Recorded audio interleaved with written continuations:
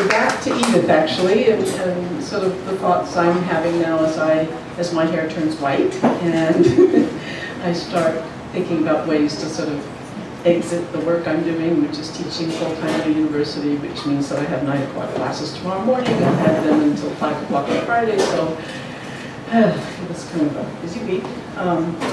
But I really have come here to hear these wonderful stories, and I don't see myself as a storyteller, but I decided that what I would try, and I also see this as kind of payback for all the years that I have told my students, you know, oh, just stand up in front of people and tell your story. You know? And I did it last week, actually. We're going to take 5 minutes, you're going to interview each other, write down a few things, and write a little poem, and then read it out loud to each other, you know, and I think, oh, this is my payback. So I have to go do it tomorrow, too. But I kind of started wondering what to do. I thought for a while, maybe I'll sing a song, you know, we'll pull out some of those good old songs, peace songs that we all need to sing again, you know, or I thought, and then I realized that's not easier, that's harder, because I can't play the guitar and sing at the same time, like the same as B.B. King, actually, I learned, but I'm not ready for that. So I talked to Charles, and our friend Charles, as he always does, he sort of has some helpful advice. He said, well, what about all those women writers and artists and people that you know and you sometimes talk about? Maybe you have some stories there. So I started thinking about that, and actually that's what I decided to do, to pick out a few of them. And begin with Edith, actually. And I actually bicycled all the way down from Ichihara to Kitaoji today, kind of looking at those hills and thinking about Edith's love of this place and these hills. And I'm actually going to talk a little bit about her, and then another friend who comes from Australia, who used to live here. I have wonderful new friends from Australia who serendipitously have met Judith here, who translates a lot of Japanese literature and also walks the hills and loves the hills.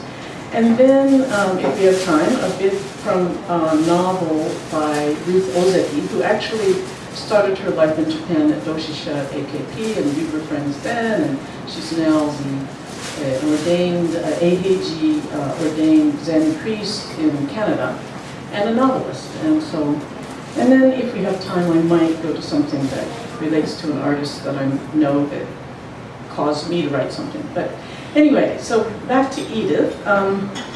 As I say, as I sort of get on and my hair is turning white, and I find myself thinking about how to live the next, hopefully, couple of years or decades of my life, as she has done, I think about her a lot, and I wish I had more of her remarkable qualities. As thank you, Charles. We didn't plan this. We didn't plan this. He said he was going to tell us Edith's story, and I had thought I have some Edith stories, but I want to read one of her poems too. But anyway, she has very strong bones that have carried her all over these hills, and she knows more hills and trails in Kyoto than anyone else I know. She has a tremendous sort of sense of both inner vision and then her outer observational skills that go into her poetry, a kind of mindfulness, and her gift with words, and her sense of humor. I started thinking, what shall I do? There's so many stories. I sort of was coming into Seika University where I teach as she was moving out into retirement, and I also I brought this. I'll pass it around. I have a couple of extra copies actually. Her cat, Edith, and her cat, and I went to their wedding and saw the two of them with their wonderful sort of sharing of walks and poetry and things. And well, anyway, I lose things a lot, but this is one thing I haven't lost, which is one of her books, and I'm sure many of us have her books. The Light Comes Slowly. And as I was thinking about what to do, I realized I had in the book an envelope that contains a couple of poems that she wrote in 1996 and 97, and I believe she was living where at the time? In Ohara by then, and she was walking still in the garden, and she gave these to me handwritten, and I just looked at them and I thought, I really want to share these. So I'm going to just read a couple of stanzas from two poems. And they were written in a different season, in the autumn. In the first one, I imagine her standing looking up at a night sky. Inside this circle is only outside. Outside, inside.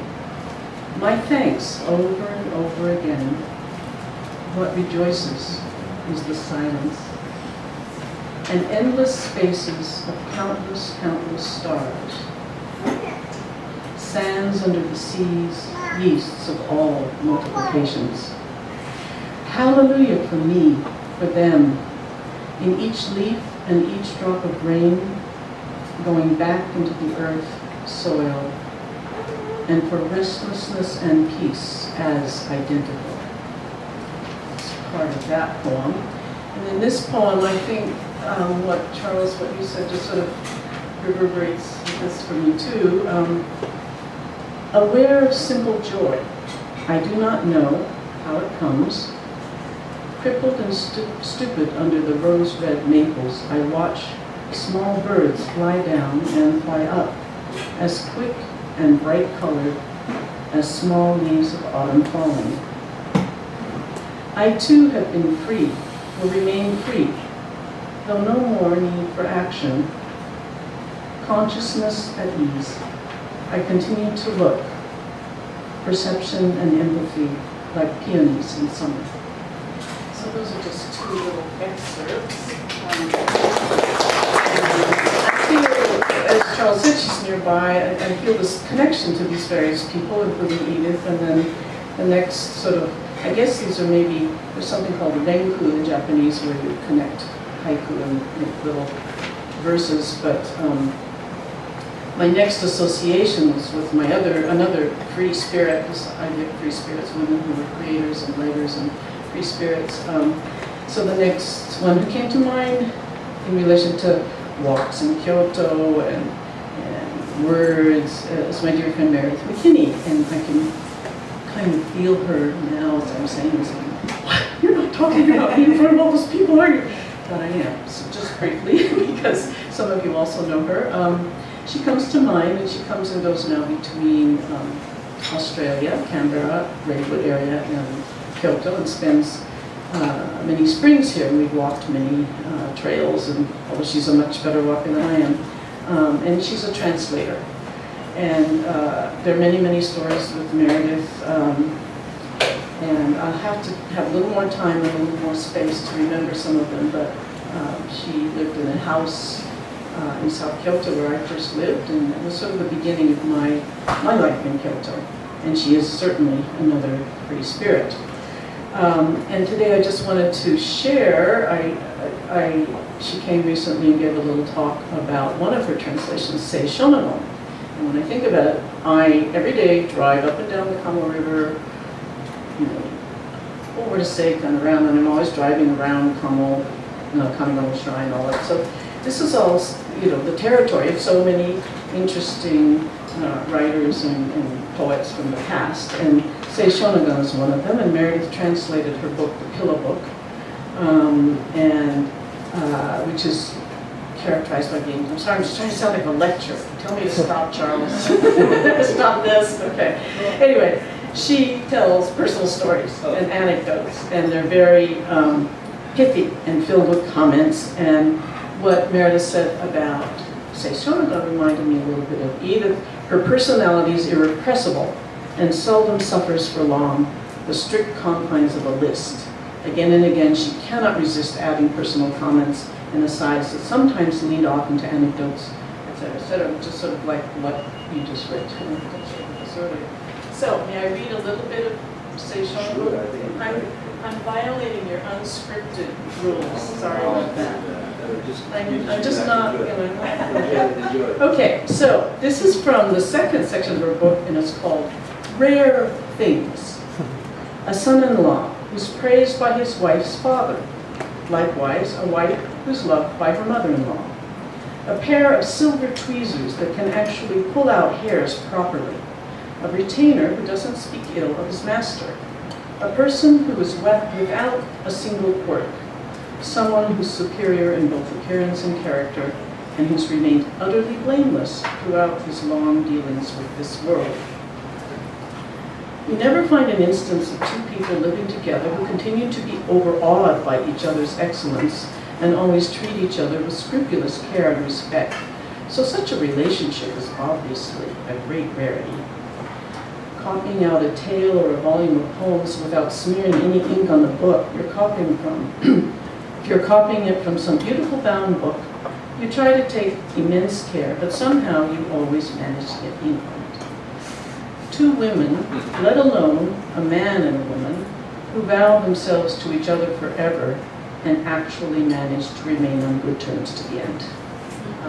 So that's a bit of Seishonagon, and I found as I'm reading these things again, it's just Meredith really brings her voice into the present, and it's astonishing how sometimes has a very present sense to it.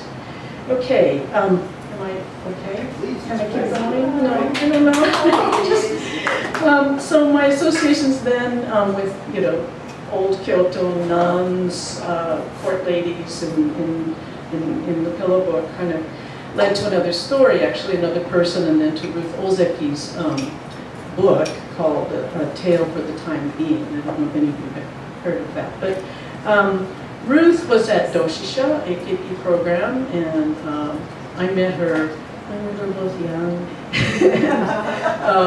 And one funny story is that about 6 or 8 years ago, I think, I went to a seminar. I was actually speaking in a seminar at University of Washington in Seattle, and the person who was supposed to be hosting us wasn't there, but her colleague kind of took over the event, and we all went out and had dinner afterwards. And she said, "How long have you been in Kyoto?" And I'm like, "A long time, a very long time." And she said, "Oh, I was in Kyoto." And when were you there?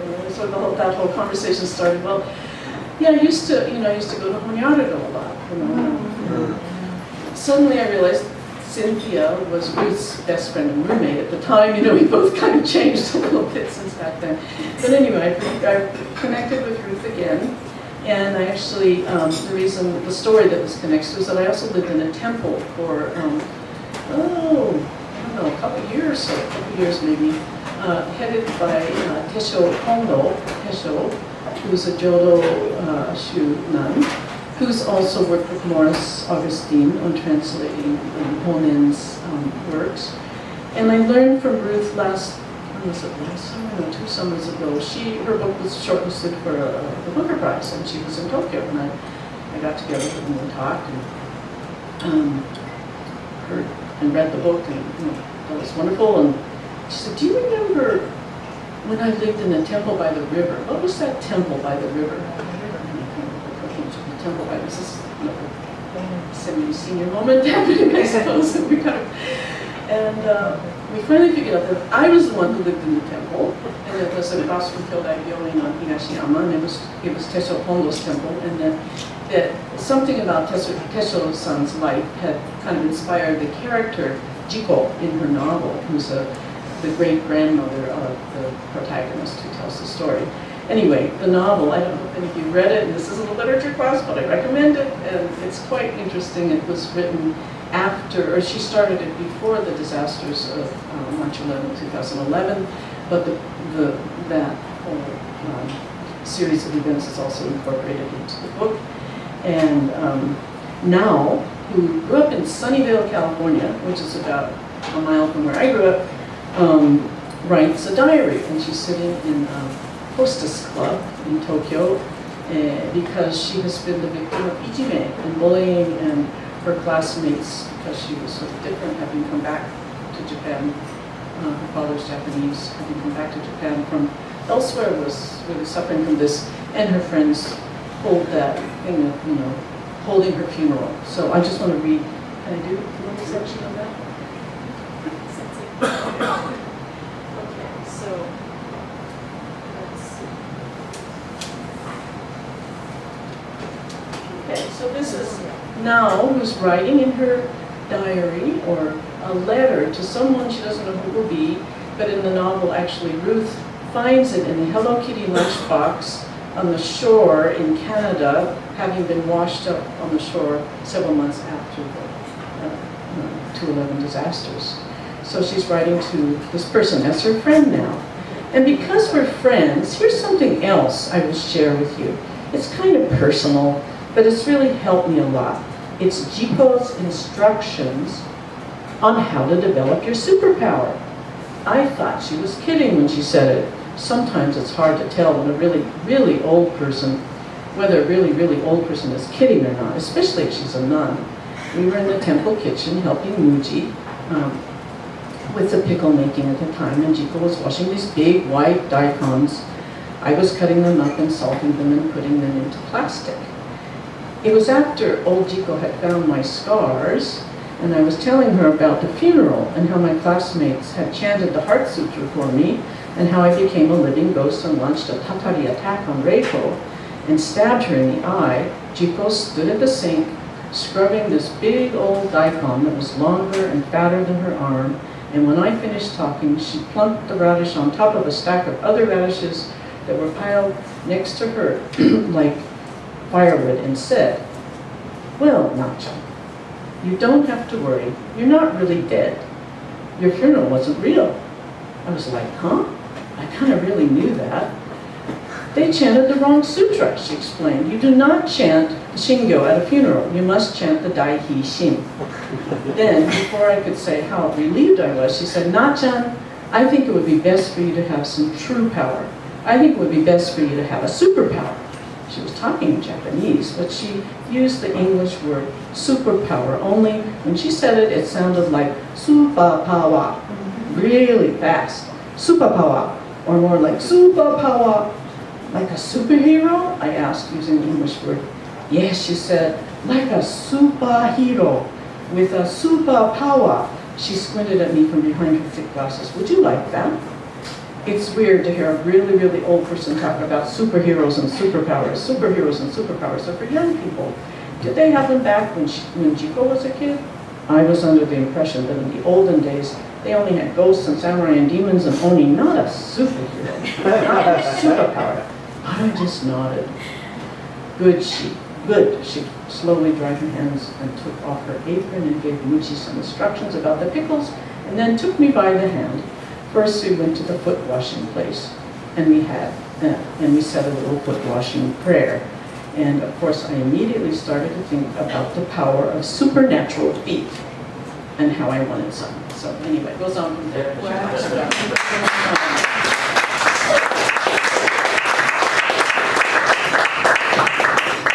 One more little thing. Oh, can I stop there? No. I'm ready to stop. Maybe we should stop there. Anyway, yeah. Thank you.